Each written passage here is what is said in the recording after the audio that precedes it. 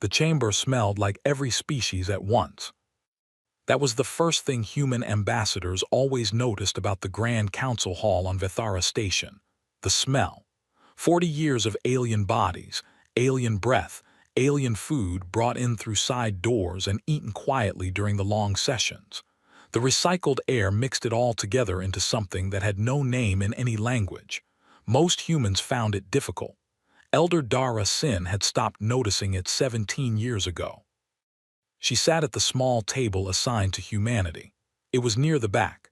It had always been near the back. The council seating was arranged by military contribution, by resource output, by how many systems a species controlled. Humanity controlled 4, out of roughly 900 charted. Their table was near the back, slightly to the left, partially behind one of the great stone columns that held up the hall's curved ceiling. You could see the main floor from there, but only at an angle. You could hear everything, but you had to lean forward slightly to see the faces of the speakers. Dara Sin did not lean forward. She sat straight, she had a cup of tea, she waited. The hall was full. That was unusual. Normally the council sessions drew representatives and their immediate aides, a few hundred bodies filling the wide curved rows of seats that descended toward the central floor like an ancient theater. Today there were nearly 2,000. Word had spread. The Krath had sent a formal declaration 3 days ago, and the council had scheduled an emergency session, and everyone who could get to Vethara Station in time had come. They wanted to see the humans receive their terms. Dara Sin drank her tea. The Krath delegation entered from the East Passage, which was the passage reserved for major military powers. There were 11 of them. They wore their formal armor, the deep red-black plates that covered them from neck to ankle, the shoulder ridges that added half a meter to their already considerable height. Krath were large. They were built wide and low, with necks that sat forward on their shoulders and eyes the pale yellow of old bone. They walked with a heaviness that was not clumsiness. It was authority. It was the walk of a species that had won enough wars that walking into a room felt like winning another one. Their head delegate was named Vash Creel. He was not their most senior military commander. That would have been inappropriate, sending military to a political session.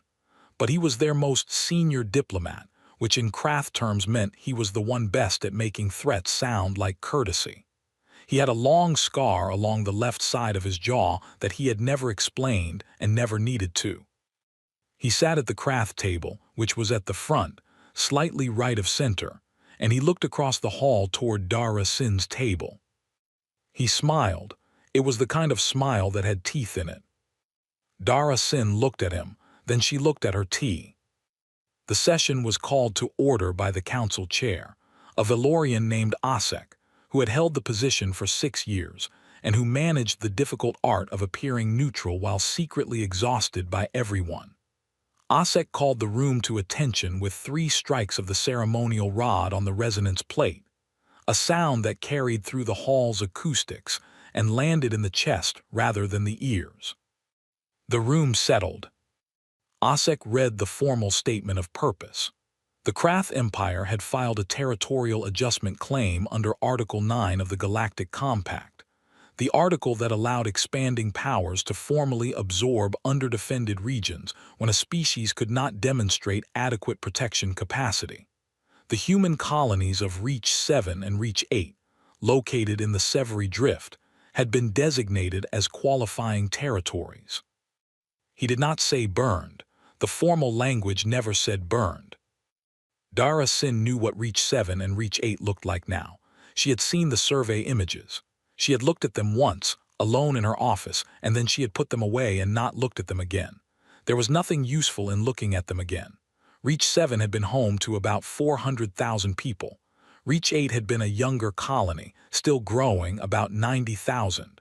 They had been farming settlements mostly. Grain and protein crops adapted for the local soil.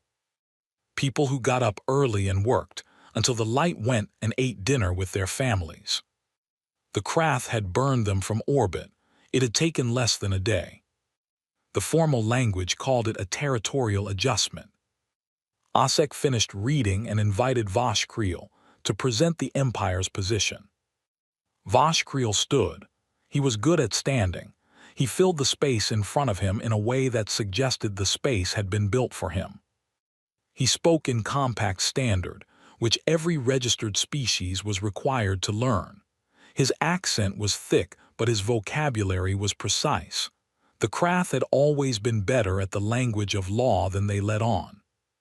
He said that the Krath Empire regretted the disruption to the Severi Drift region. He said that the human settlements had been operating without adequate defense infrastructure, which posed a risk to regional stability. He said that the Empire had taken necessary steps to secure the area and was prepared to offer fair compensation in the form of resource credits to the Earth Coalition for the inconvenience. Inconvenience. He said the word without any change in his expression. He had practiced it that way. He said that the Empire was prepared to also extend its protection to humanity's remaining 2 colonies in the adjacent region, Reach 4 and Reach 6, as a gesture of goodwill, provided that the Earth Coalition formally recognized Krath authority in the Severi Drift within 30 standard days. He sat down. The hall buzzed. The buzz had a texture to it, the particular quality of sound that happens when a room full of people are performing surprise at something they expected. A few of the delegations near the front exchanged looks. The Vethosi representatives, who controlled 6 systems and had their own complicated history with the Krath, looked carefully at nothing. The Draxi cluster's 3 delegates whispered among themselves. The Veloxi, small, insect-bodied, perched on their elevated seats at the far left, were still. Osek asked if the Earth Coalition wished to respond. Dara Sin stood up. She was not tall. She was 63 years old and had the build of someone who had spent decades sitting at tables exactly like this one. Her hair was white at the temples and pulled back simply. She wore the Earth Coalition's formal colors, dark blue, with a single gold stripe at the collar that indicated senior ambassador rank.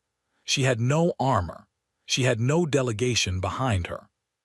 She had come alone, which was permitted but unusual, and which some delegations had already noted and discussed quietly among themselves. She said good morning to the council. She thanked Osek for the session. She thanked the Krath delegation for attending. Then she paused. It was not a nervous pause. It was not a pause that asked for silence. It was the kind of pause that already had silence and was simply deciding what to do with it. She said that the Earth Coalition understood the Krath Empire's position clearly. She said that she was sure the Empire had reviewed humanity's known military assets before submitting their claim. The public records were available, after all, to any registered council member. She said she was sure the numbers were not impressive. They were not. The Earth Coalition's registered fleet consisted of 41 ships. The largest was a carrier vessel called the Asterisk Providence that was, by galactic standards, medium-sized at best. Their weapons systems were rated at Tier 3 on the standard scale. The Krath operated at Tier 7. Most council members, if they were honest, ranked humanity somewhere between a diplomatic curiosity and a minor trade partner. A species that had been given a seat at the table, mostly because refusing them would have looked impolite. Vosh Creel was looking at her with an expression that was almost gentle, the expression of someone watching something small try to be brave. Dara Sin looked back at him. She said, "I want to ask the council one question before I respond formally. I want to ask why, in 200 years of galactic registration, humanity never built a larger fleet." The room was quiet. It was the kind of quiet that comes when a question sounds simple, but no one immediately knows the answer. She said, "Every species here that has reviewed our record will know that humanity has the industrial capacity. We have the resources. We have the technical knowledge. We have held Tier 6 engineering certification for 80 years. We have the population. We have had, on multiple occasions, the motive." She looked around the room slowly. She was not performing the look. She was actually looking at each delegation in turn, meeting eyes where eyes could be met, acknowledging each presence. She said, "You should have asked why we never built bigger. Someone should have asked that question a long time ago." Then she sat down. The buzz in the room was different this time. It did not have the texture of performed surprise. It had something else in it, something that took a moment to identify. Vosh Creel's expression had not changed, but he had straightened slightly in his seat, just slightly. In a craft diplomat of his experience, it was the equivalent of taking a step back. Asek looked between the two delegations. He asked if the Earth Coalition was formally contesting the territorial adjustment claim. Dara Sin said yes. Asek noted the contest for the record and announced that a 30-day deliberation period would begin, during which both parties would submit formal documentation. Standard procedure. He struck the resonance plate twice, which meant the session was paused but not closed, and the hall began to shift and murmur as delegations turned to each other. Dara Sin picked up her tea. It had gone cold. The Veloxy ambassador, whose name was Chikri Vas, and who was small enough to fit in a human's carry bag, moved from the Veloxy table to the column nearest Dara Sin's position, and waited until the noise of the room covered the distance between them. Chikri Vas did not come to the table. She stayed at the column, her many-jointed hands folded in front of her, her compound eyes catching the chamber light. She said very quietly, "Elder Sin, that was a very careful answer." Dara Sin said, "Thank you." Chikri Vas said, "It was not a compliment, it was an observation." She paused. "We have been watching humanity for a long time. We trade with you. We know your shipping routes, your resource imports, your declared production outputs." Another pause. "There are gaps. There have always been gaps. Resources that went somewhere that does not appear on any registered manifest." Dara Sin looked at her tea. Chikri Vas said, "We never asked. It was not our business to ask, but I want you to know that we noticed." She unfolded her hands and turned to go back to her table. Then she stopped. She said, without turning around, "I hope the answer to your question when it comes is a good one."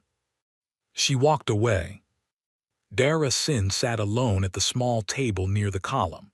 The hall noise swelled around her, 2,000 voices with 2,000 reactions to what had just happened, most of them wrong.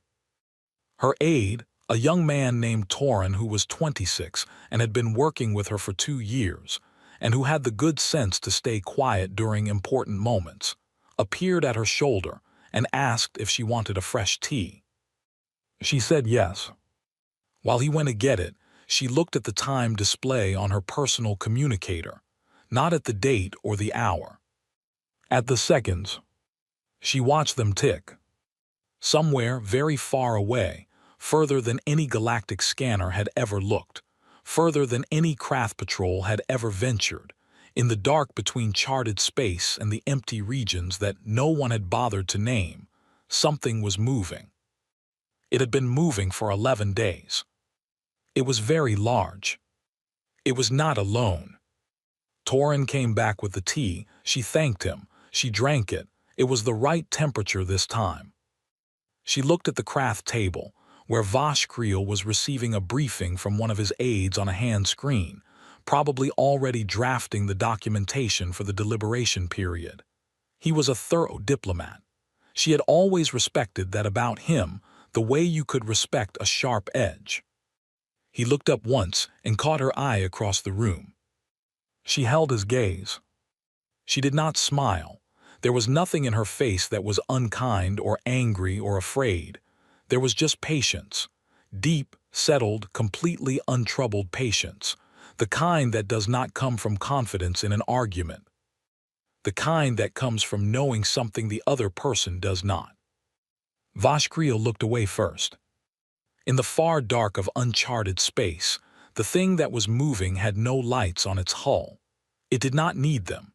It had been built in the dark, and it knew the dark the way a person knows their own house, without looking, without thinking, purely by the feel of where everything was.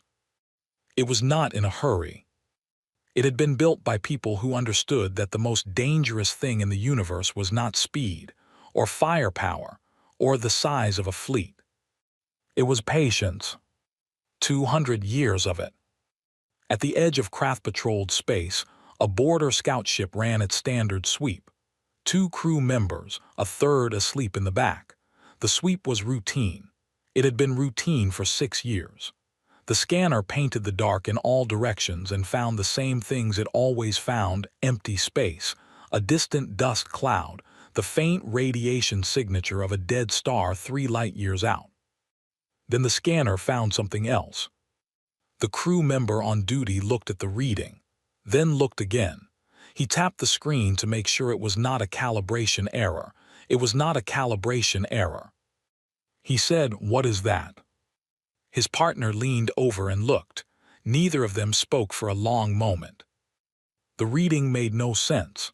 The scanner was designed to identify objects, ships, stations, debris fields, celestial bodies. It placed everything into a category. It had been designed by Krath engineers and tested against every known type of object in cataloged space.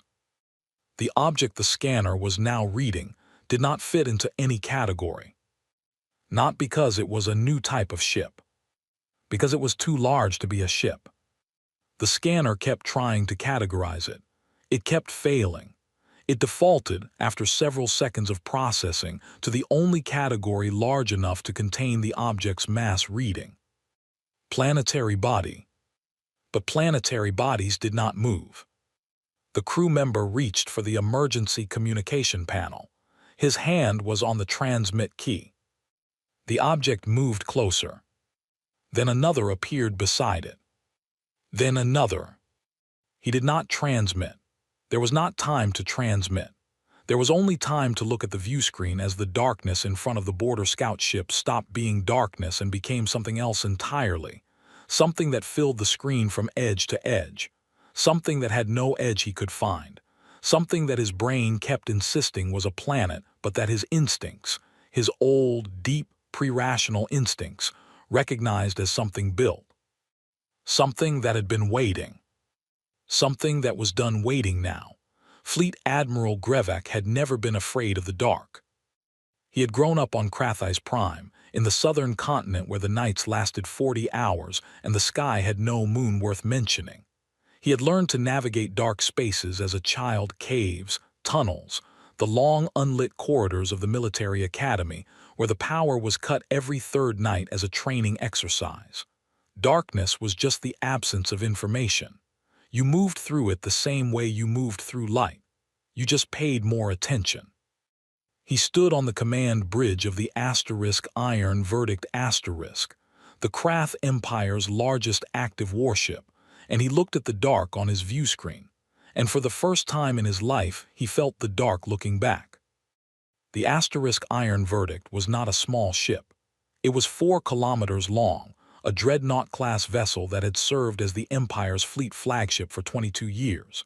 It carried 800 crew, 300 combat personnel, and enough firepower to reduce a city to flat glass in under an hour. It had been in 11 engagements. It had never taken significant damage. The Krath considered it, with some justification, the most dangerous thing in this region of space. Grevek had been proud of that. He was revising his position. The emergency transmission from the border scout, fragmented, half-delivered, cut off mid-sentence, had reached the nearest Krath military station 4 hours ago. By the time Grevek had been woken, briefed, and had his fleet of 300 warships already moving, the scout's position was dark. No follow-up signal. No emergency beacon. Not destroyed, the scout had simply stopped transmitting, which was somehow worse than destruction, because it meant whoever was out there had not needed to destroy anything. They had simply arrived, and the scout had gone quiet the way a person goes quiet when they see something that takes all the words away. 300 ships, that was what Grevek had brought. 300 was enough to take a planet. 300 was enough to hold a sector. 300 was, by any measure available to the Krath military, a serious and overwhelming response to any threat they had ever faced or expected to face in this region of space. He had brought 300 ships because the sensor reading forwarded from the station had listed multiple large contacts, and Grevak was not a man who underestimated. He planned for the high end. He brought more than he thought he needed, because that was how you won. His tactical officer, a young Krath named Veth who had graduated top of her class and who Grevak had personally requested for this posting, was standing at her station with both hands on the console, not operating it, just resting on it, the way you put your hands on something solid when the floor feels uncertain. Grevak noticed that. He said nothing about it. The fleet dropped out of transit speed at the coordinates from the scout's last transmission, and the view screens came live, and the bridge went quiet. Not the quiet of discipline, not the trained quiet of a military crew holding formation. The quiet of 250 intelligent people looking at something their minds could not immediately process and defaulting, in the absence of any adequate response, to silence. Grevak looked at the screen. He had been briefed on the scout's sensor readings. He had seen the mass numbers. He had done the math on what mass numbers that size implied in terms of object volume, and the math had produced answers that he had mentally set aside because they were not useful answers. They were the kind of answers that came from a sensor malfunction or a calibration error, not from reality. Reality, it turned out, did not care what was useful. The thing on the screen was not a ship. His brain said it again. It was not a ship. Ships had defined edges. Ships had proportions that made sense relative to the space around them. Ships were things you could look at and locate. You could find the front, find the engines, find the weapons arrays, orient yourself relative to the thing and understand where you were in relation to it. This thing, the first one, the one directly ahead, filled the screen from edge to edge and still had no edges. It was dark against the dark, visible only because it blocked the stars behind it, a shape cut out of the sky, and it was not blocking a small piece of the sky. It was blocking an enormous piece of it, a piece so large that Grevak's fleet of 300 ships, spread in standard engagement formation across 200 kilometers of space, was collectively looking at something that their combined spread did not match the width of. And that was just the first one. His sensor officer said, very carefully in the tone of someone who has checked their reading 3 times and does not want to say the number out loud but is going to anyway, "Admiral, I have 11 contacts, all confirmed solid mass, all at this location." Grevak said, "Classification." The sensor officer said, "The system is not classifying them, sir." Grevak said, "Override to manual, give me the mass readings." The numbers came up on his personal display. He read them.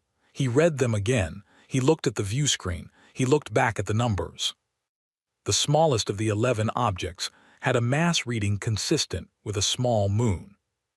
The largest, the one directly ahead, the one that had taken the stars away, read closer to a mid-sized planet. He stood very still for a moment. On a Krath face, stillness was not neutral.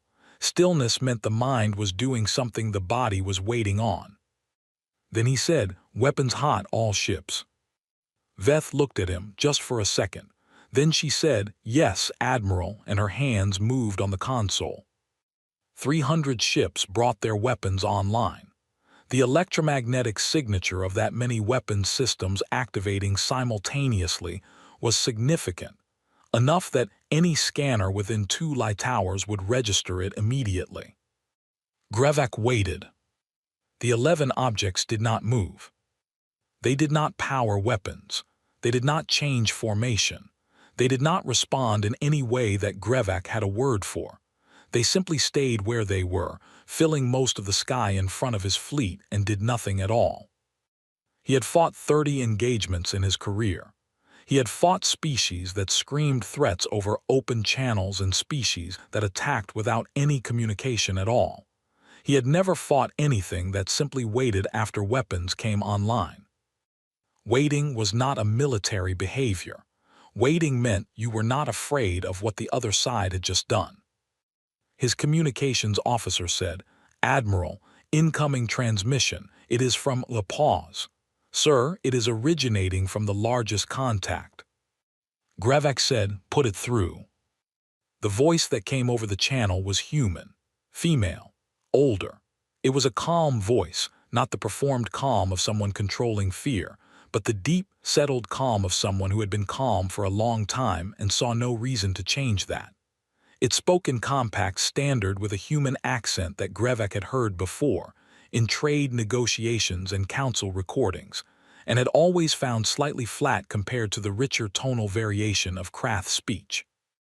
It said, "Fleet Admiral Grevek, my name is Admiral Mara Voss of the Earth Coalition Defense Command. I am transmitting from the command bridge of the Everest Asterisk."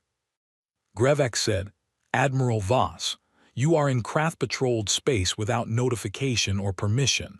Identify your vessels and state your purpose." A pause, not a hesitation, a considered pause. The voice said, "I am going to read you some numbers, Admiral. I would like you to listen to all of them before you respond." Grevek said nothing. He waited. The voice said, "Colony reached 7. Population at last census, 412,840. Established 61 years ago. Primary industry, agricultural. Reach 7 had the highest per capita birth rate of any human colony in the Severi Drift. It was full of children, Admiral." A pause. Colony reach 8. Population at last census, 89,217. Established 23 years ago. Still growing. They had just broken ground on a second township 3 months before your fleet arrived. Another pause. Combined loss, 502,057 people. Recorded over 19 hours. I have the full sensor logs from our observation satellites. I have everything, Admiral. I have it all. Grevek's jaw tightened. He said, "Those territories were processed under Article 9 of the Galactic Compact. The action was legal," the voice said. "Yes, I know. I am not calling you to discuss law." Another pause. "I am calling to make sure that you understand what 500,000 people is. I want you to hold that number, because I want to explain to you what you are looking at." Grevek waited. "What you are looking at," the voice said, "is what 500,000 people costs." Silence on the channel. "Then, you are also looking at what 200 years of patience costs when it finally runs out. I thought you should hear that from me directly, rather than have your crew try to explain it to you. They are going to have difficulty with the numbers." Grevek looked at Veth. She was looking at her console. On the screen, the mass readings were still up. He looked at them again, and he thought about 300 ships, and he thought about the number 200 years, and something moved through his chest that he did not have a good word for. He said, "Admiral Voss, I have 300 warships at your position. I would encourage you to." "I know," she said. "I watched you come in. You brought more than I expected. That was wise of you." A pause. "It will not matter, but it was wise." Grevek said, "Fire solution. Target the primary contact." Veth said, "Admiral," she stopped. He said, "Report."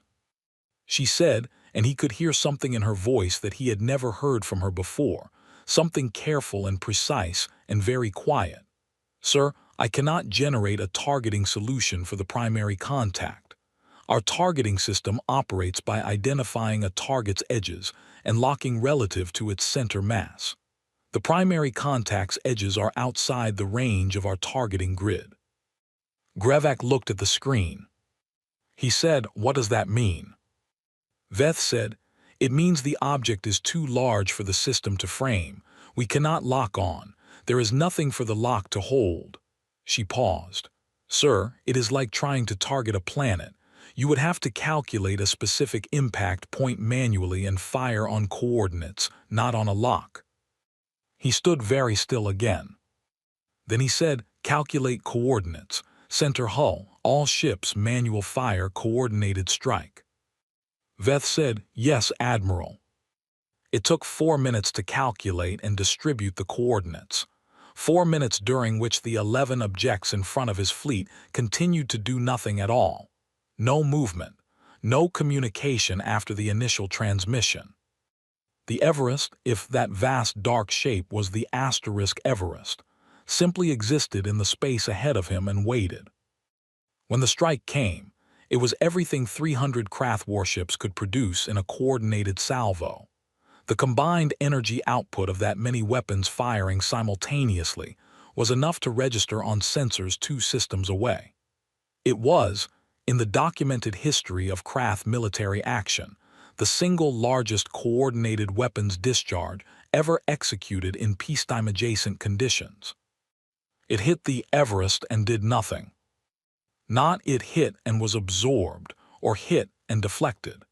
It hit and the Everest continued to exist in exactly the way it had been existing before, unchanged and still, and the light of the strike faded and the dark came back and the object was still there.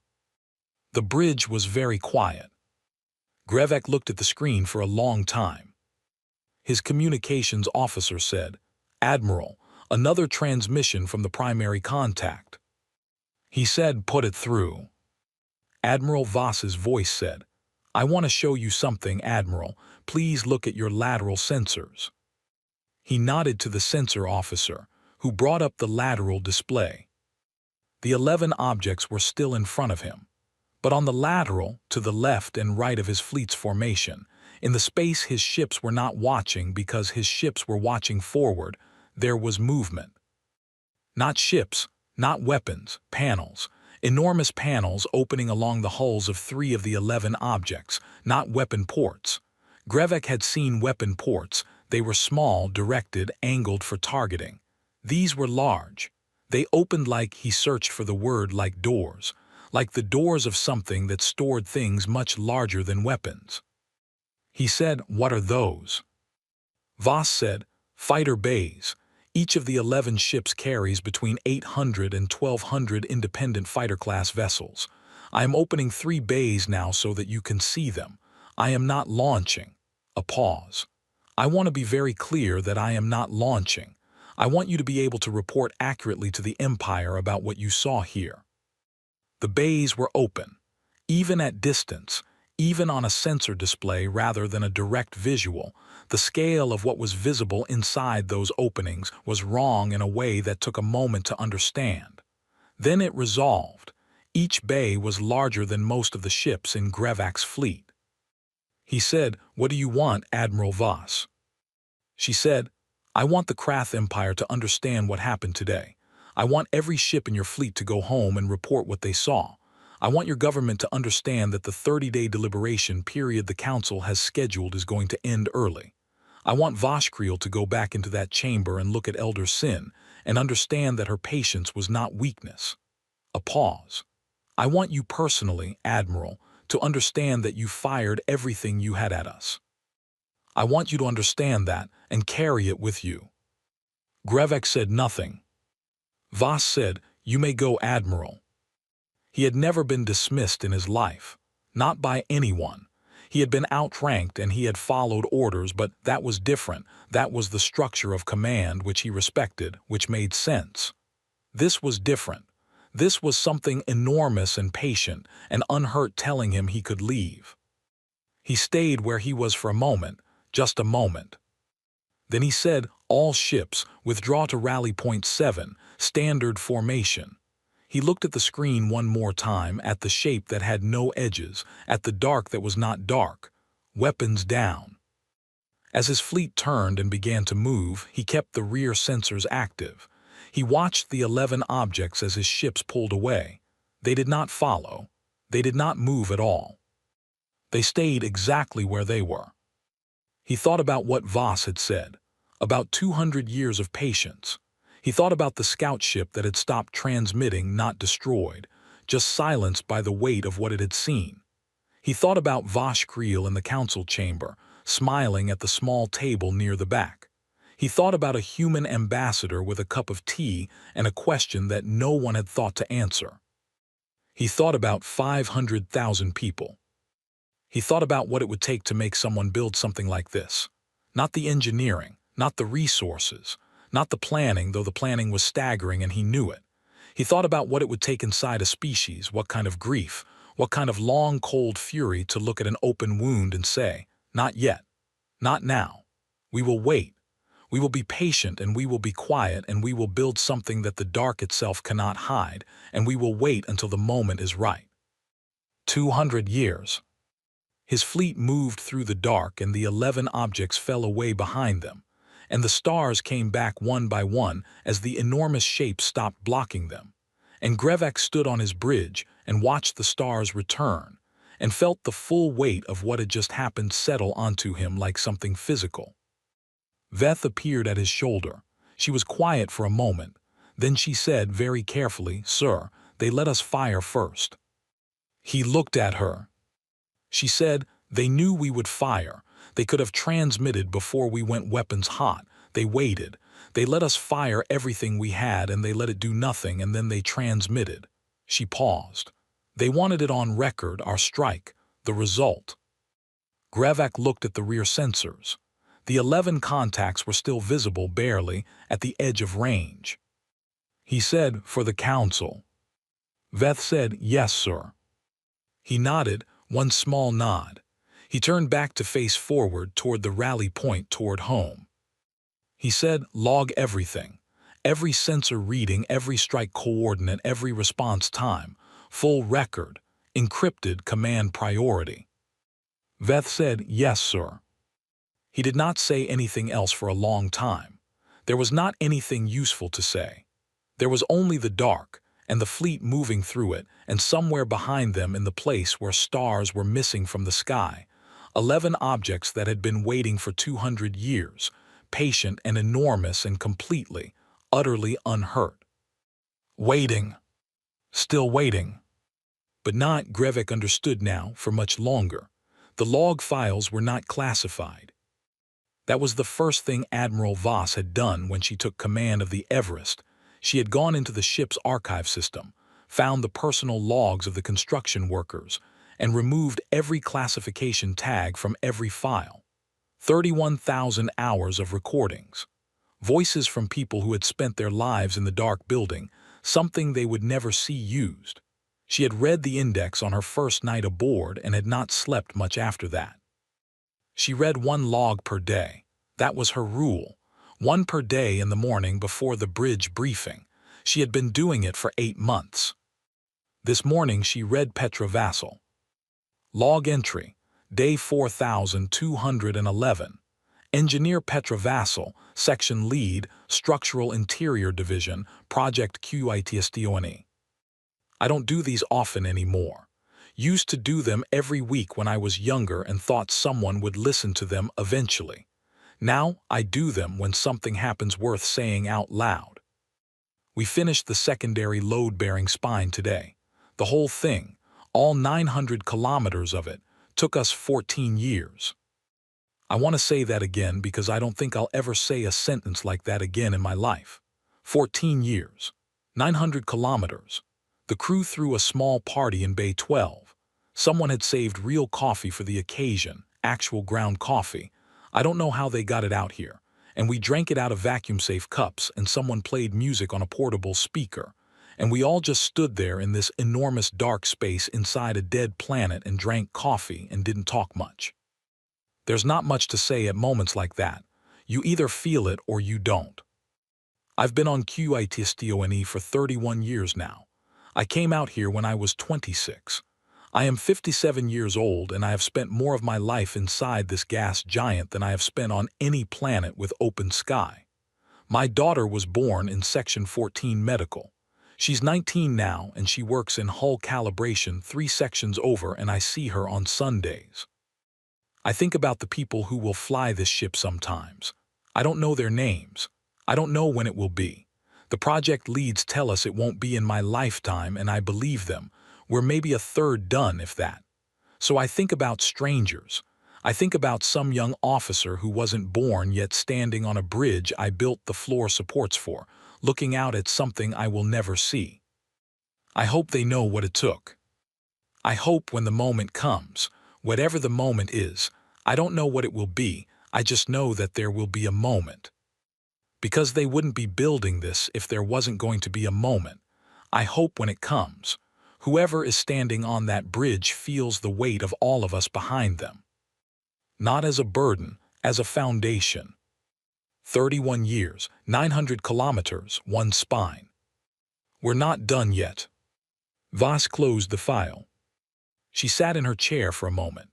The bridge outside her office window was running the morning cycle, low lights, quiet stations, the gentle hum of 11 planet-sized warships holding position in the dark. Through the main forward port she could see nothing. They were running without external lights. They had always run without external lights. She thought about Petra Vassal standing in Bay 12 with a cup of real coffee, 57 years old, gray in the dark. And she thought about the spine of this ship, 900 kilometers of it running through the Everest *S interior like a backbone. And she thought, I am standing on what you built. She closed the file. She went to the bridge. It was time. Project QITSTONE had begun 203 years ago in a basement meeting room in Geneva with 11 people and no paperwork. No paperwork was the point. No paperwork meant no record. No record meant nothing to find. The 11 people in that room had looked at the political situation clearly. Humanity was registered with the Galactic Council. Humanity was considered harmless.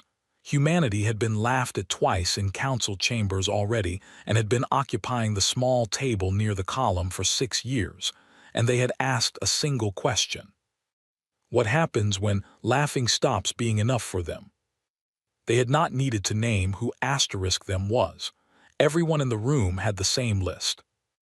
The answer they arrived at after 3 days of argument was this: when that moment comes, we cannot win conventionally. We are too small, too new, too far behind on every measurable military scale. Conventional means catching up. Catching up takes time and money, and most importantly, it takes visibility. Because you cannot build a fleet without someone noticing. And the moment someone notices humanity is building a serious military. The moment that information reaches the wrong ears. The moment becomes now whether we are ready or not. So they did not catch up. They disappeared. QITSTONE's first directive was silence. Not secrecy. Secrecy implied someone was looking, and you were hiding. Silence meant removing yourself so completely from the observable record that no one had any reason to look.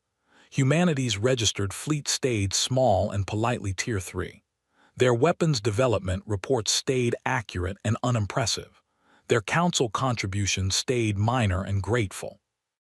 They smiled at the right moments and thanked the right delegates and sat at the small table and drank whatever the local equivalent of tea was and caused no trouble. And in the dark they built. The locations were chosen by a team that spent 4 years doing nothing but study galactic scanner technology. Not to defeat it, but to understand it completely, to know exactly what it could and could not see, to find the blind spots that existed not because of failure but because of assumption. Scanners looked for engine signatures, weapon heat, metal density, electromagnetic output. They looked for the things ships produced because ships were the thing anyone was building. So humanity did not build ships. They built inside things that already existed. Dead stars, hollowed carefully over decades, their interiors converted centimeter by centimeter into structural space. Gas giants, their cores accessed through tunnels drilled by machines that ran cold and produced no meaningful heat signature. Asteroid clusters used as camouflage around construction sites where the background scatter was indistinguishable from natural debris. They did not use standard building materials where standard materials could be scanned. They developed alternatives over 30 years of quiet research. Alloys that read as natural rock formations to every scanner type currently in use. Hull composites that had the electromagnetic signature of dead space. Engine systems that ran on principles the galactic community had not developed because the galactic community had not needed to hide. When you build something in secret for 200 years, You get very good at the thing you are building. You also get very good at things you did not expect to get good at: materials science, energy containment, drive systems, weapons physics. Because you have no one to buy these things from, no catalog to order from, no established supplier. You have to make everything yourself, and making everything yourself from scratch, with no shortcuts and no standard options, turns out to produce results that cannot be purchased anywhere in the known galaxy because no one else had the reason to develop them. The Everest was the largest. It had taken 140 years to build inside the corpse of a brown dwarf that had been drifting, cold and dead, in the uncharted dark between two mapped sectors. The workers who built it were the children and grandchildren of the workers who started it. Some of them had never seen open sky. The Everest was the only world they had known, and they had built it with their hands and their whole lives, and they had never told anyone. Not once. In 200 years, not one person broke silence. That was the part that Voss found the most remarkable on the days she let herself think about it. Not the engineering, not the scale, not the weapons systems, which were generations ahead of anything the Council had seen, not because humanity was inherently more brilliant, but because humanity had spent 200 years with no option but to be brilliant. What she found remarkable was the human part of it. 31,000 hours of personal logs told the story of ordinary people, engineers and welders and medics and teachers for the children born in the dark, who understood what they were part of and chose, every day, to keep choosing it. They had never met the people they were building for. They built anyway. They had never known the specific threat they were building against. They built anyway.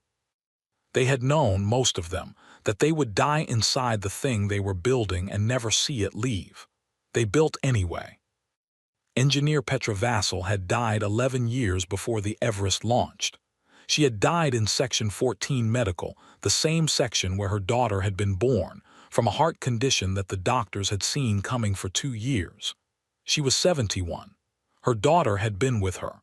Her log files had been submitted to the archive 6 weeks before her death, neatly labeled, every entry dated and indexed.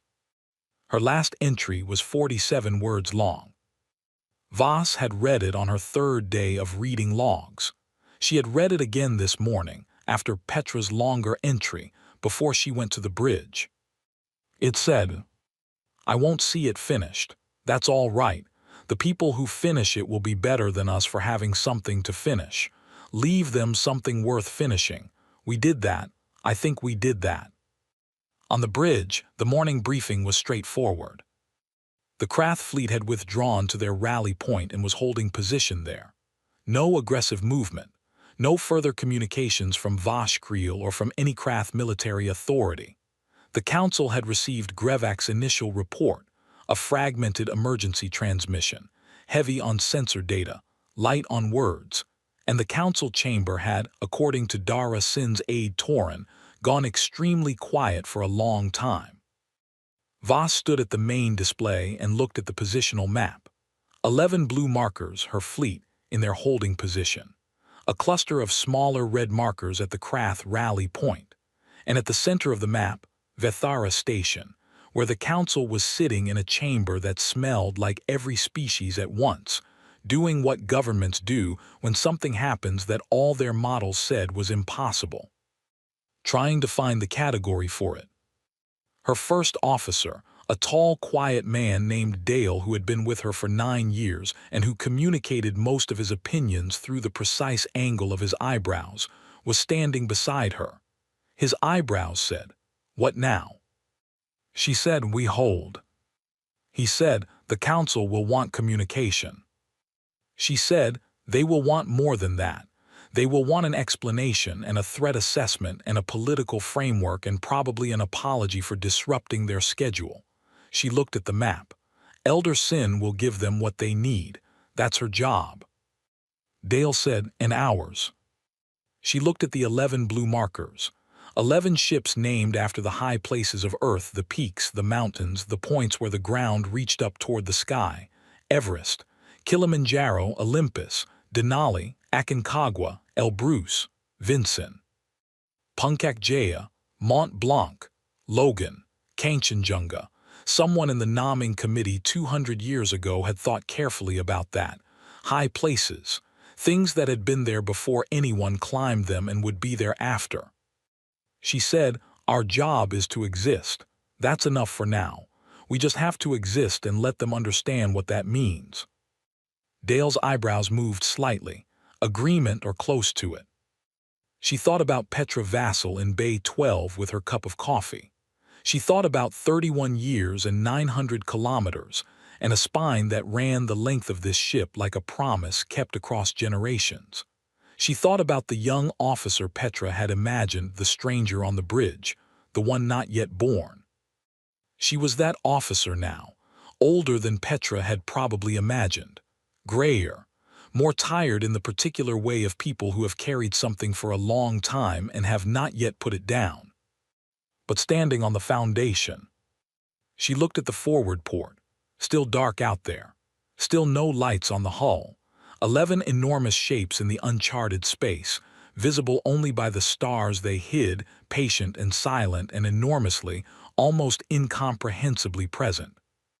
She said to no one in particular, to Dale or to the bridge or to the 31,000 hours of voices in the archive below her feet, "We made it." No one answered. There was not a right answer to that.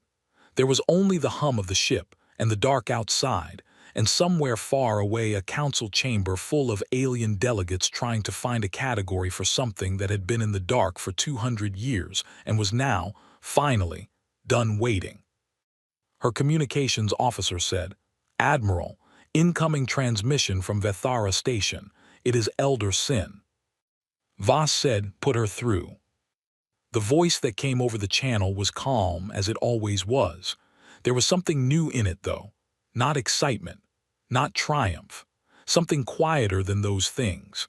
Something that sounded like what a person sounds like when they have been holding their breath for a very long time and have just, carefully, let it out. Dara Sin said, "Mara, they are ready to talk."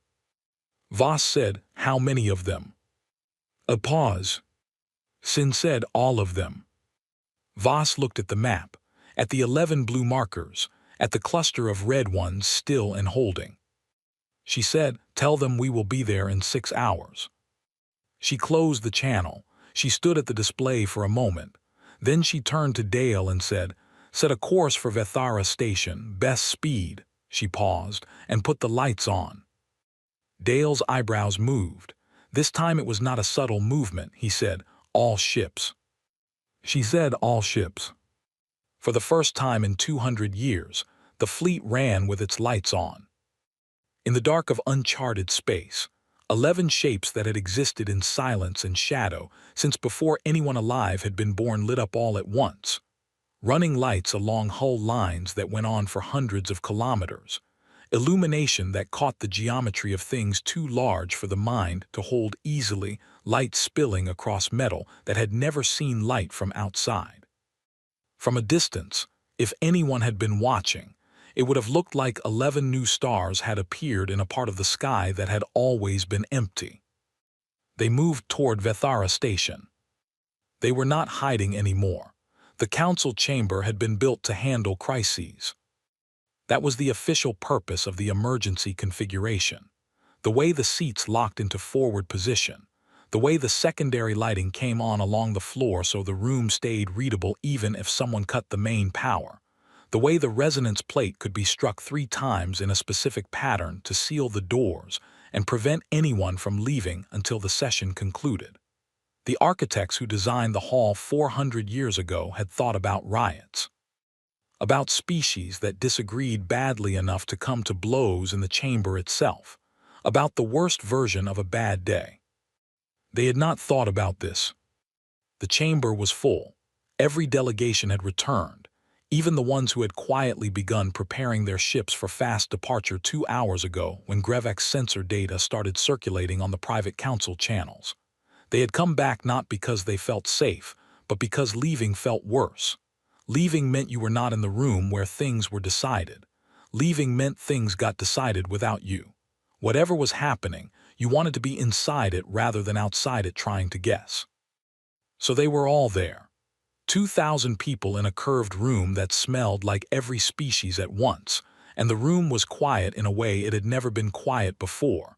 Because quiet in the council chamber usually meant people were thinking about what to say next, and this quiet meant people were thinking about something much larger than that and finding the thinking difficult.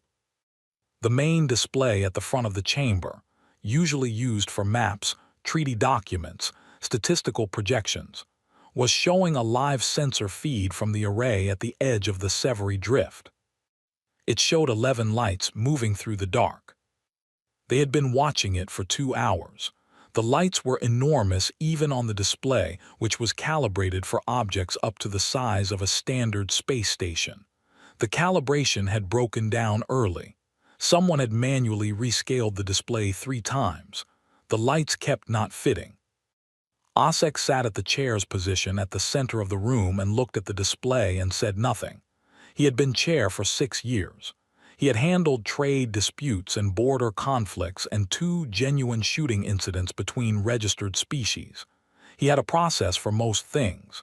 He did not have a process for this. His aide leaned over and whispered that Elder Sin had arrived at the station and was requesting entry to the chamber. Osek said, "Let her in." Dara Sin came through the east entrance alone.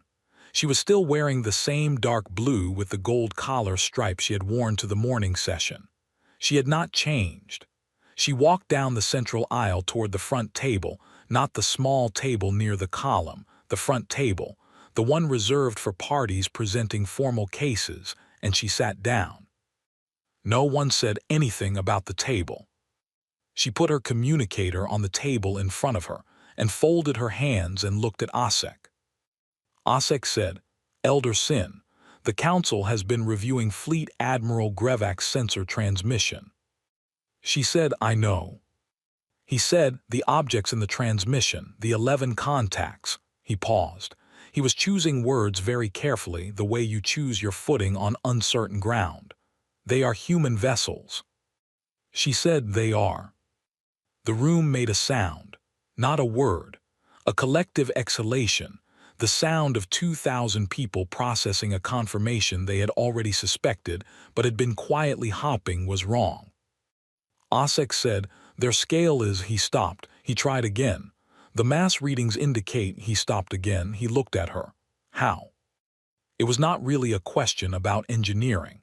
He was not asking about materials or construction methods or propulsion systems. He was asking something older than that. He was asking the thing that everyone in the room was asking, the thing underneath all the political analysis and the threat assessments and the frantic whispered consultations happening in every delegation cluster in the room. He was asking, how did we not know? How did we sit in this room with you for 200 years and not know? Dara Sin said, "We were quiet." Osek looked at her for a long moment. Then he said, "You will need to give the Council more than that." She said, "I know, I will, but first I need to ask the Council something." She looked around the room, slowly. The same way she had looked around the morning session, actually looking, meeting eyes, acknowledging each presence. But it was different now. In the morning session it had been a diplomat's technique, measured and deliberate. Now it was something else. Now it was a woman who had spent her whole career in this room looking at the people she had spent her whole career in this room with, and the look had a weight to it that was not unkind but was very, very clear. "I need to ask the Council why no one ever asked." The room was quiet. She said, "We filed our resource reports on time, every year for 200 years. We filed our fleet registration. We filed our technology assessments. We filed everything the compact required us to file." She paused. The gaps were there. They were always there. Resources went into registered manifests and did not come out as registered products. Energy consumption at certain coordinates exceeded what our declared operations could account for. We were not perfect. We were careful, but we were not perfect. And any species in this room with a serious intelligence operation could have looked at our filings and found the gaps. She let that sit for a moment. No one looked, she said. I want the council to think about why that is. The room did not like that. The room shifted, the particular restless movement of 2,000 people who have just been told something uncomfortable and are trying to find a position where it is less uncomfortable. Several delegates began speaking at once. Osek struck the resonance plate twice, and the voices settled. The Draxi cluster's senior delegate, a six-limbed creature named Asothvel who had been on the council longer than Osek, and who had the particular confidence of someone who had outlasted many difficult conversations, said, "Elder Sin, you are implying negligence on the part of the council." Dara Sin said, "I'm implying assumption. There is a difference." She looked at Asothvel directly. The council assumed humanity was small, so the council looked at humanity's filings the way you look at a small thing's filings quickly without much attention, because small things do not require much attention. The gaps were invisible not because we hid them perfectly but because no one was looking carefully enough to see them. She paused. We relied on that. I will not pretend otherwise. Asothvel said, "That is a sophisticated strategy for a species that has been registered for 2 centuries without incident." She said, "Yes." A pause. "It took us a long time to develop it," she said. "We are patient people." Voshkreel had not spoken since the session opened. He had sat at the craft table, front row, right of center, with his hands flat on the table's surface and his eyes forward, and he had listened to everything. His expression had not changed. It was the expression of someone who had decided that expression was a resource not to be spent carelessly. He stood up now. Osek acknowledged him. Voshkreel said, "The Krath Empire's position on the territorial adjustment claim remains unchanged. The claim was filed under Article 9. It was legal. The Earth Coalition's response," he paused.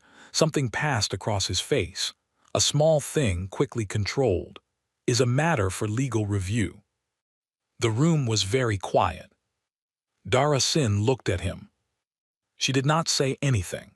She looked at him the way you look at something you have been waiting to see for a long time, the way you look at a moment you prepared for so thoroughly that arriving in it feels almost ordinary.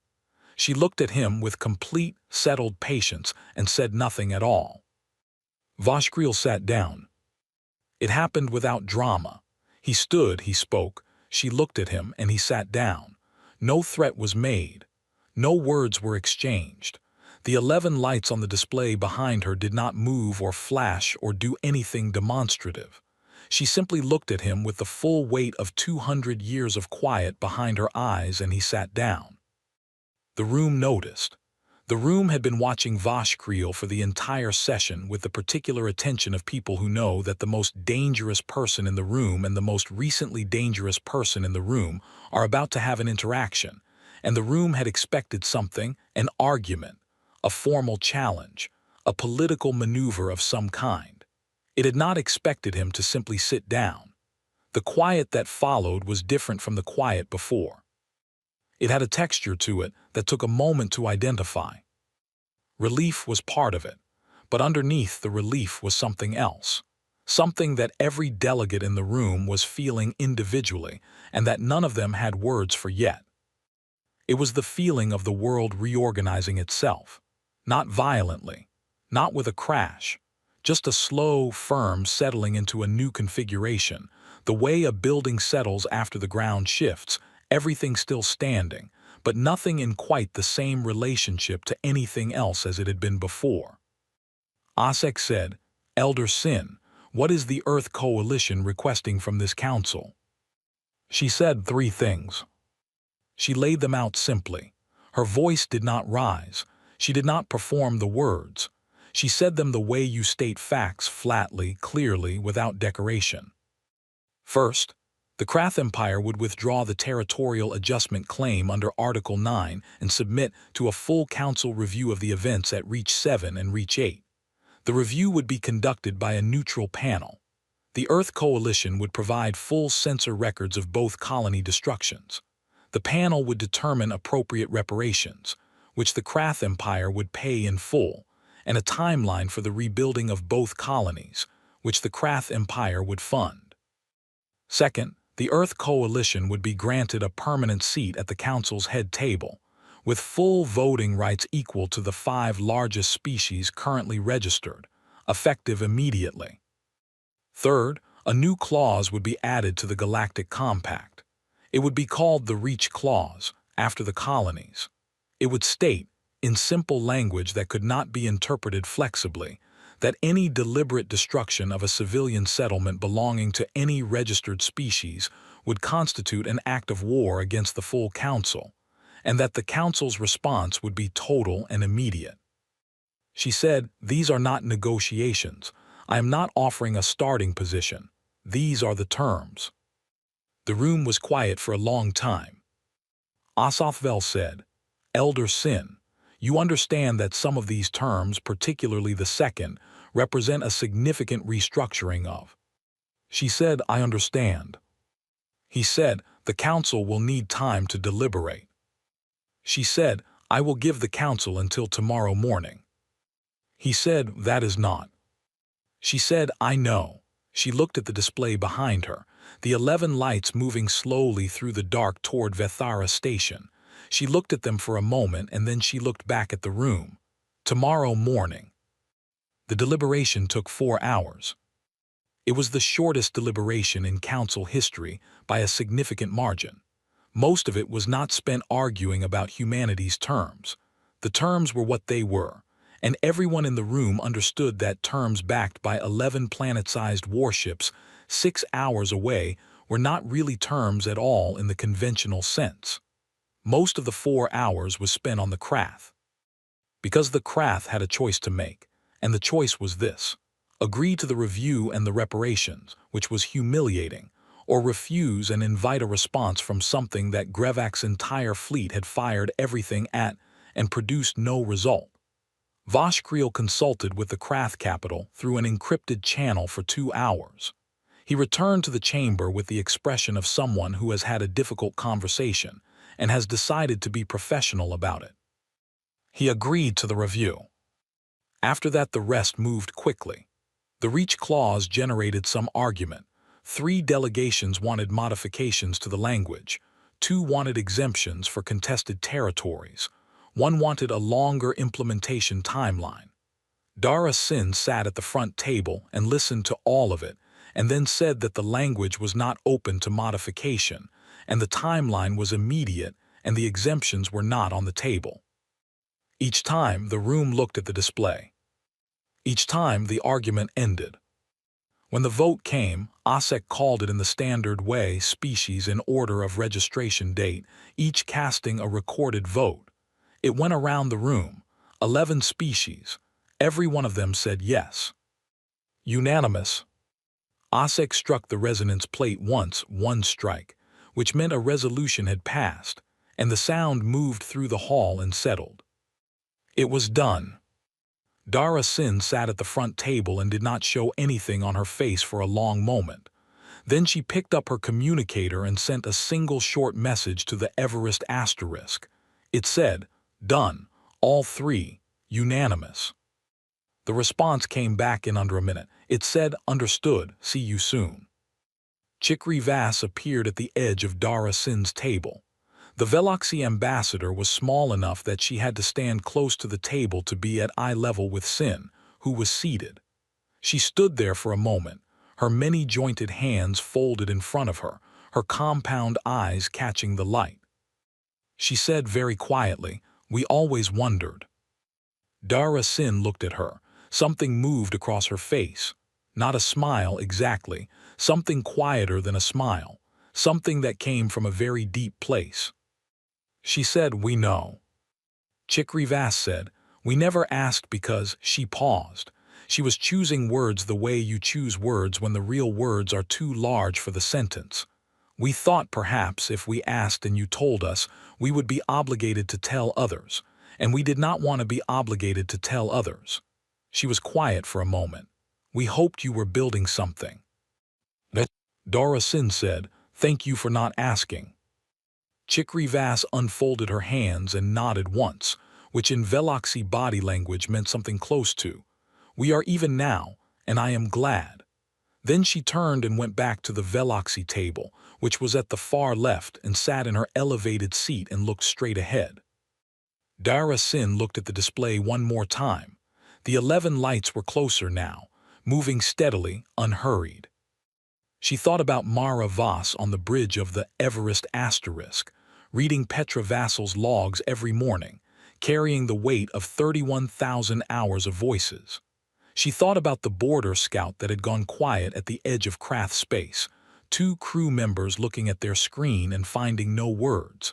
She thought about Vosh Creel sitting down.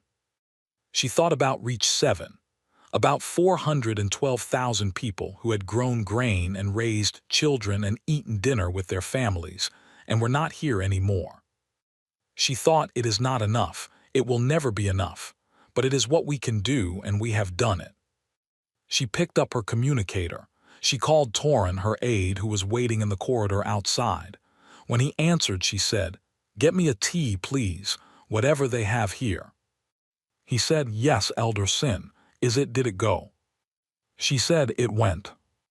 A pause. Then he said, and his voice had something in it that was young and very genuine, "All 3." She said, "All 3." She heard him exhale.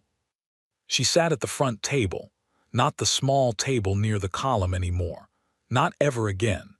And she waited for her tea, and she listened to the room around her slowly begin to find its voice again. 2,000 people talking in the careful way of people who have just watched the world reorganize itself and are trying to figure out where everything is now. Outside, 6 hours away, 11 lights move through the dark. Steady, patient. Done waiting. 1 year was not very long. In the history of the Galactic Council, 1 year was barely a breath. Treaties took decades. Reparation frameworks took generations. The bureaucratic machinery of 11 species agreeing on anything moved with the speed of something that had learned over centuries. That speed was how you made mistakes that lasted forever. And yet, in 1 year, the Krath Empire had withdrawn from the Severi Drift completely. Not slowly, not with the dragged reluctance of a species buying time. They had moved their installations and their personnel and their administrative structures out of the 2 contested sectors in 91 days, which was fast enough that the Council's neutral observers had barely kept pace with the withdrawal. Vosh Creel had not attended the formal signing of the withdrawal documentation. He had sent a deputy. The deputy had signed without comment and left without staying for the reception. In 1 year, the neutral review panel had completed its work on Reach 7 and Reach 8.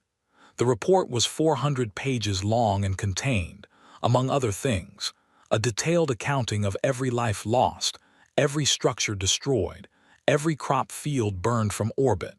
It used careful language because careful language was what the panel was trained to produce.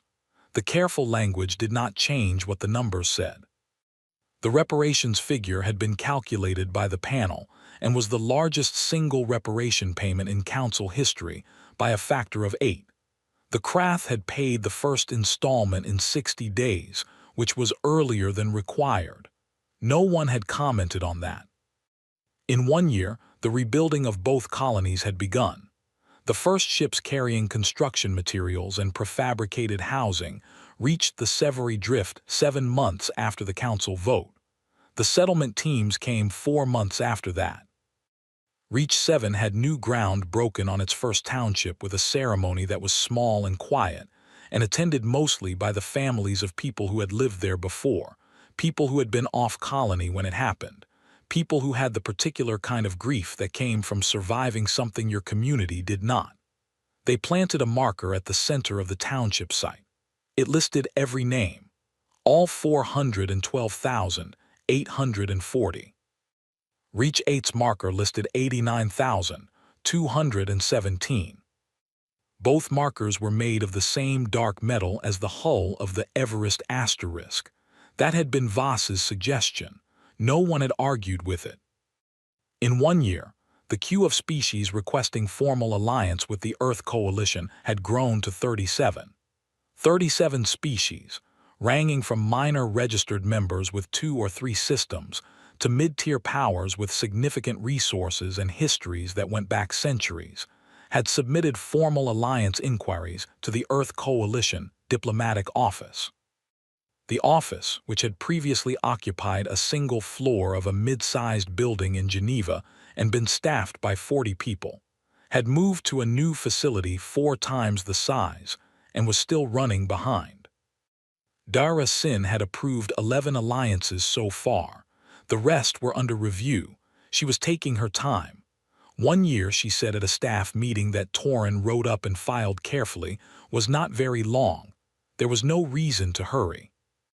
She was sitting at the head table now, not the small table near the column, the head table front and center where you could see every face in the room without leaning.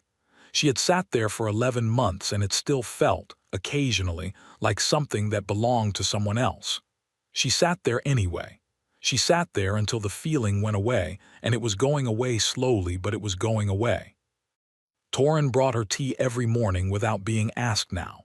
He had learned her preferences exactly, temperature, steeping time, the specific variety she liked that was difficult to source on Vethara Station because it came from a small farm in Sri Lanka and had to be shipped in. He sourced it. She had not asked him to. He had simply begun doing it quietly as a fact. She thought sometimes that Torin would be good at this job in 20 years. She was teaching him without meaning to. The way you teach people when you stop explaining things and just do them in front of someone who is paying attention. She hoped he would be better at it than her. She hoped there would not be a reason for him to be as good at it as her. Admiral Maravas was walking the hull of the Everest Asterisk. Not inside the hull, outside it. In a suit, tethered, moving along the exterior surface at roughly the pace of a person who was not going anywhere specific and had no deadline. The suit was standard EVA issue, gray and unremarkable, with a faceplate that showed her the stars on all sides and the hull surface below her boots, dark metal, slightly textured, running away from her in all directions further than she could see clearly. She did this once a month. She had done it 7 times now. The crew knew about it and had stopped mentioning it, which she appreciated. Dale had asked once early on whether she wanted a security detail for the walks. She had said no. He had not asked again. She walked. The Everest was in geosynchronous orbit above Earth's moon. All 11 ships were there. A semicircle of enormous shapes visible from Earth's surface at night as something between stars and not stars. Things that did not quite twinkle and did not quite move, but were unmistakably present in the sky in a way that had taken people about 2 weeks to get used to, and then had simply become part of what the night sky looked like. Children born in the last year would grow up thinking the sky had always looked like that.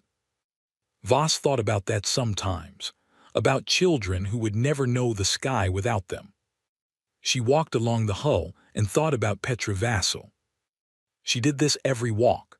She thought about Petra specifically, not the 31,000 hours of archive, not the project leads or the section chiefs or the engineers whose names appeared on structural documents, but Petra, standing in Bay 12 with a cup of real coffee, 57 years old, looking at 900 kilometers of finished work, and feeling something that she had tried to describe in a log entry and had not quite found the words for. The feeling underneath the words. The feeling that Voss had been trying to name for 7 months of morning readings. She thought she had it now. It was not pride. Pride was too small and too personal for what Petra had been feeling. It was not satisfaction, which was also too small. It was something that had no clean word in any language Voss knew. The feeling of having done a thing that needed doing and having done it fully and having been one of the people who did it, and knowing that the thing would outlast you and being at peace with that. Being more than at peace with it. Being glad. Petra had been glad, standing in Bay 12 with her coffee. With the finished spine of this ship running 900 kilometers around her, she had been glad.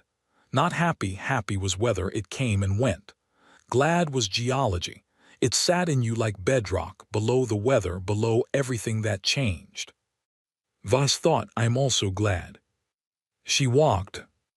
Below her, through the hull she was walking on, 17,000 crew ran their shifts and ate their meals and slept in their bunks and did the 1,000 ordinary things that kept something this large operational.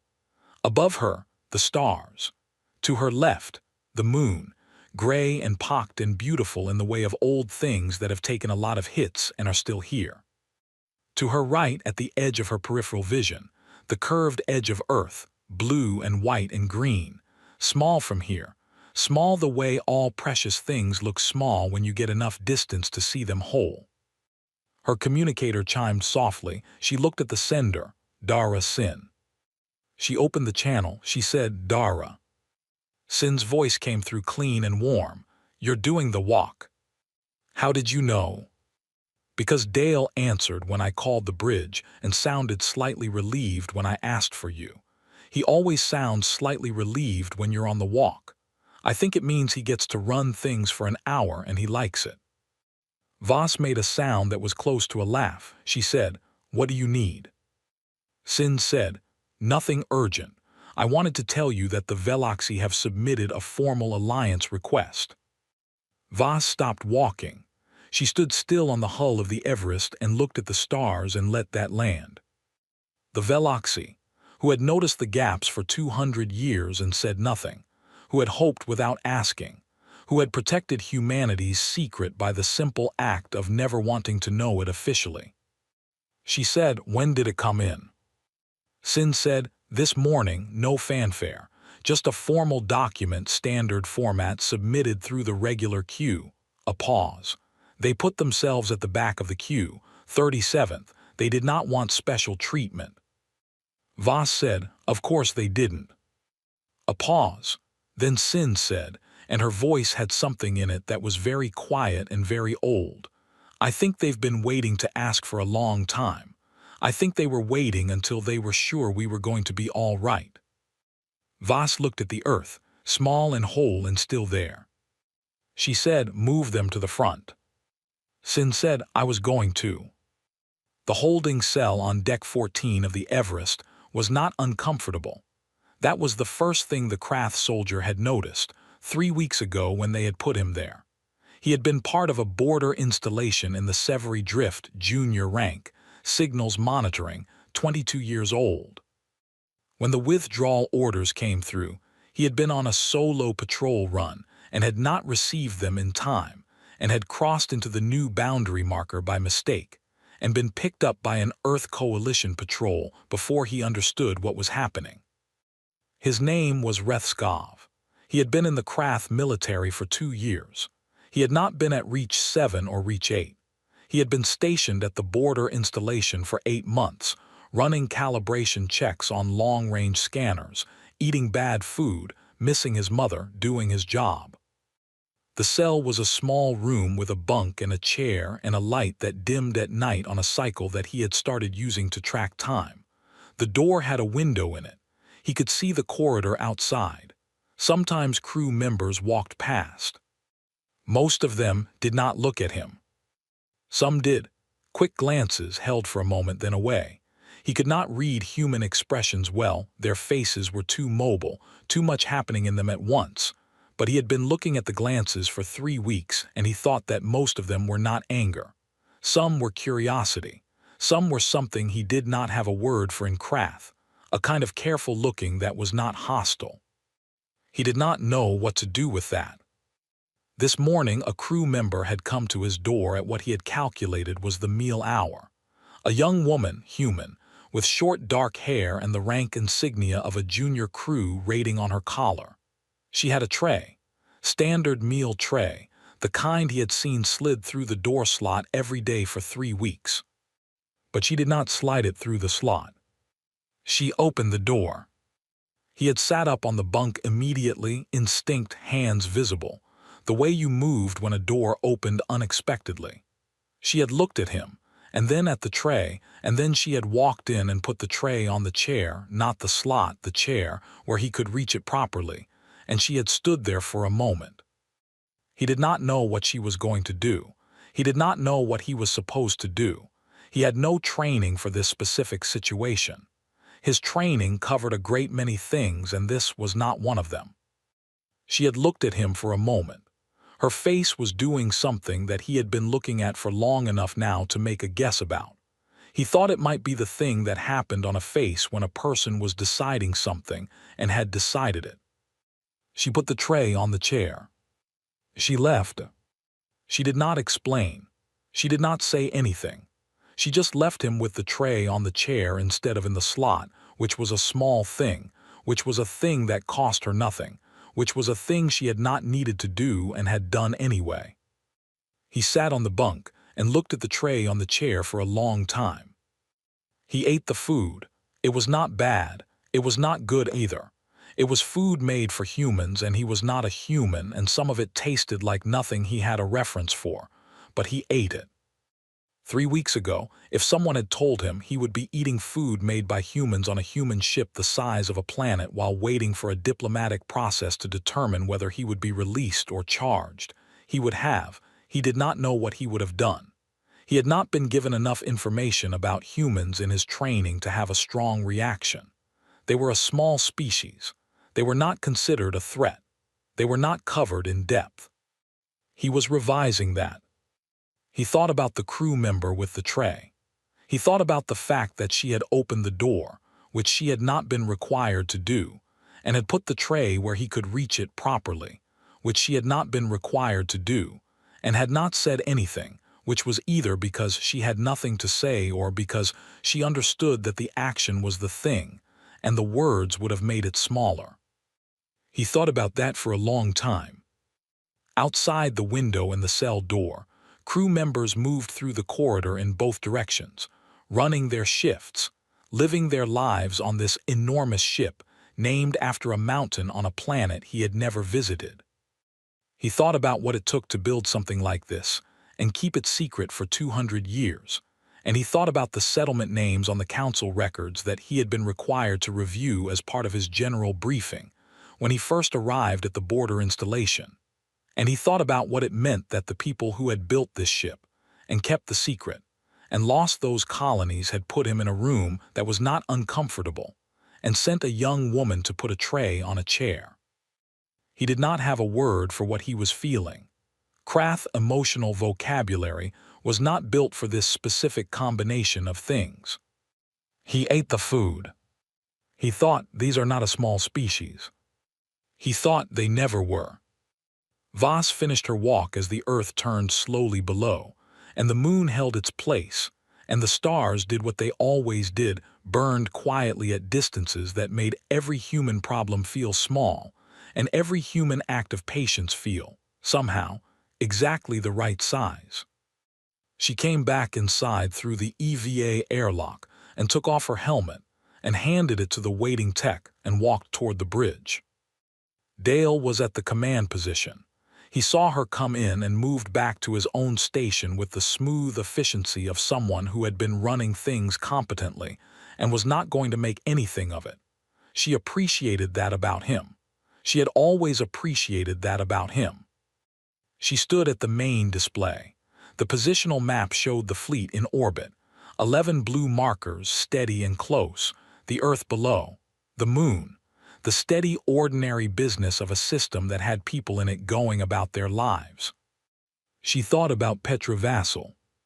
She thought about what Petra had been glad about, standing in Bay 12, and she thought about what she herself was glad about, standing here, and she thought about the young Krath soldier in the cell on Deck 14, eating food off a tray placed on a chair by a crew member who had not needed to open the door. She thought, we built it because we refused to disappear. We built it because there were children in Reach 7 and children in Reach 8, and children not yet born in colonies, not yet built, who deserved to exist in a galaxy that could not simply decide one day that they were small enough to burn. We built it because patience was the only weapon we had for a long time, and patience turned out to be enough. She thought, Petra, we made it. The bridge ran its quiet cycle around her. The stars outside were the same stars they had always been. The same stars the first workers had looked at from inside a dead brown dwarf, and the same stars the crew member with the tray would look at tonight from her bunk window, and the same stars that Rethskov could not quite see from his cell, but that were out there anyway. The same stars, everything else different. She said to Dale, "What's on the schedule?" He said, "Council briefing at 0900, Alliance review session at 1400, Elder Sin wants a call at 1700. A pause. And the Veloxy ambassador has requested a tour of the Everest asterisk." Voss looked at the display. She said, "Schedule the tour for tomorrow morning. Give her as long as she wants." She paused. She said, "And make sure someone shows her Bay 12. Dale said, "Bay 12 specifically." She said, "Tell her that's where we had the coffee." He looked at her for a moment. His eyebrows said a question. She said, "She'll understand when she gets there." She turned to face forward, toward the stars, toward whatever came next, which was not war anymore and was not hiding anymore and was not the long, cold patience of 2 centuries of silence. What came next was something they did not have a full plan for yet, which was fine. They had time now. They had the kind of time that comes when the thing you spent everything preparing for has happened, and you are still here and the galaxy knows your name, and you can finally, for the first time in 200 years, simply exist in it out loud. They had time. They had built something worth the time. Below the Everest asterisk, the Earth turned. Above it, the stars burned. In between, in the orbit between world and sky, 11 ships the size of small mountains held their place in the dark. Steady. Patient. Home.